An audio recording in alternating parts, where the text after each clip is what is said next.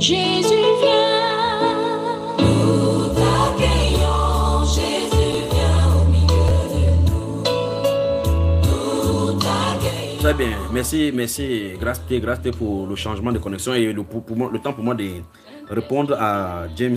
Alors, il était question de savoir si, lorsque quelqu'un reçoit un message de la part d'un frère concernant l'apôtre Paul ou n'importe quel autre serviteur, est-ce que nécessairement on va changer de nom? Non, ce n'est pas comme ça le changement de nom. Vous pouvez avoir remarqué très attentivement que, concernant les Saintes Écritures, Jean-Baptiste était Élie, mais physiquement il ne s'appelait pas Élie. Pourtant, il avait reçu le manteau d'Élie. Élisée était Élie parce qu'il avait reçu l'esprit d'Élie, mais lui s'appelait Élisée. Donc si Dieu vous change le nom distinctement, il va vous indiquer que le changement de nom a été fait.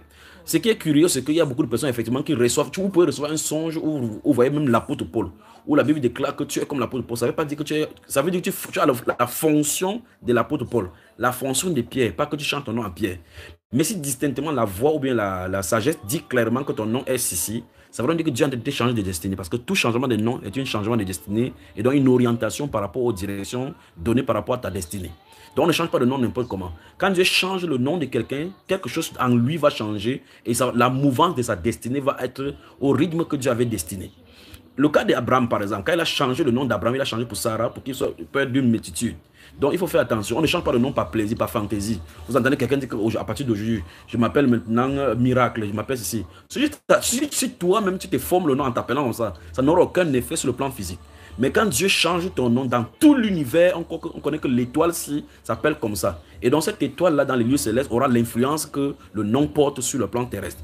Donc si vous changez le nom ici sans qu'il y ait changement de nom sur le plan céleste, ça ne changera pas votre vie. Vous allez dire que je m'appelle Pasteur Courage, je m'appelle la sœur Ruth ou la sœur Madeleine Sissi. Si ce n'est pas ce que Dieu a demandé, ça ne vaut pas la peine. Oh, souvenez-vous, il y a des gens qui ont les noms même des divinités étrangères et Dieu ne change même pas le nom. Si vous allez dans les Saintes Écritures, vous allez voir par exemple le frère Olympe. Olympe, c'est une divinité grecque. Dieu n'a pas changé son nom. Est-ce que vous me comprenez? Vous pouvez avoir le nom bizarre comme Julien. Vous pouvez avoir n'importe quel nom. Allez lire les noms des frères en Christ qui étaient à l'intérieur des choses. Zéna, par exemple, dans la Bible, le docteur de la loi. Vous allez prendre les Zéna, vous allez trouver que c'est une divinité grecque. Et puis vous voyez qu'en réalité, Dieu n'a même pas changé le nom. Parce que ça n'a pas d'influence. Moïse, c'est un nom qui a été donné, ce n'est pas le nom hébreu. C'était un nom qui a été donné, Moshe, ça a été un nom qui a été donné parmi les Égyptiens, parce que c'est la fille des pharaons qui avait pris Moïse, elle a donné le nom. Dieu n'a pas changé son nom en disant que, ok, maintenant comme tu es comme ça, on change ton nom.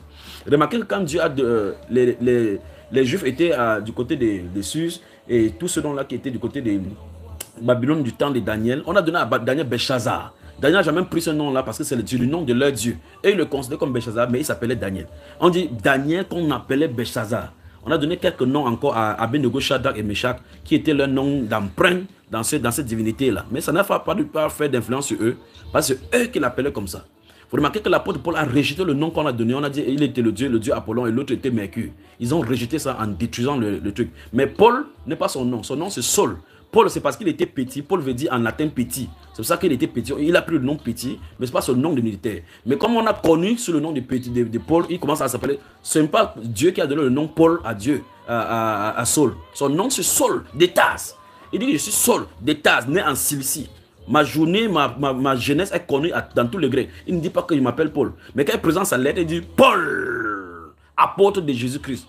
Parce que quand ça part dans les contrées, par exemple, de Corinthe, des Thessaloniciens et ainsi de suite, on connaît que c'est celui dont on appelle Paul. Parce qu'en réalité, parmi les gens, on disait que quand même un petit type comme ça qui dérange.